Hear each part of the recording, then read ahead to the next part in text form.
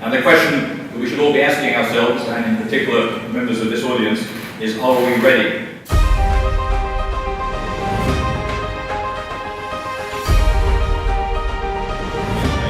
I can tell you now, my situational awareness when I travel on the MTR in Hong Kong has increased no end.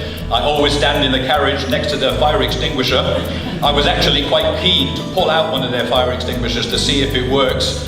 I can tell you that the legacy of SARS lives very strongly in the minds of Hong Kong people, and they're very, very concerned about another outbreak. You might have a very good tactical operator, you might have a very good negotiator, but when they put it in the whole structure of command and control, it all starts falling apart. So it is quite a big concern. There's any number of things you should be thinking about, and I can tell you there's so many blind spots when people prepare, because everybody's thinking historically rather than what's coming and what may handle others than us. But I have actually been called to people with snakes in their garden. I have no idea what they think I'm going to do with a snake in their garden, and I think Jane will understand what I'm talking about, because she's always had snakes in her garden in Australia. And don't sit on the toilet in Australia, because there's nasty things under the toilet seat in Australia. Certainly a multi-agency approach is very critical, and I can tell you during SARS, pretty much everybody was mobilized.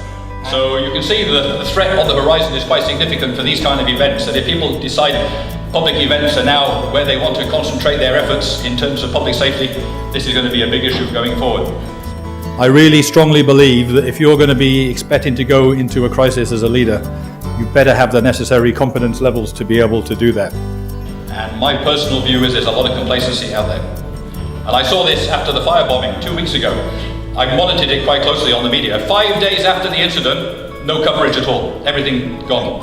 The range of possible crises you could be facing is enormous. There's so many that could really impact you. And it's very important that you're always thinking ahead to find out what things might affect you.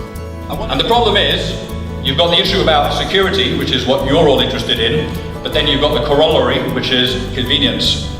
But one of the things I'm going to really emphasize is the more planning and preparation you do, the better you and more confident you're going to be.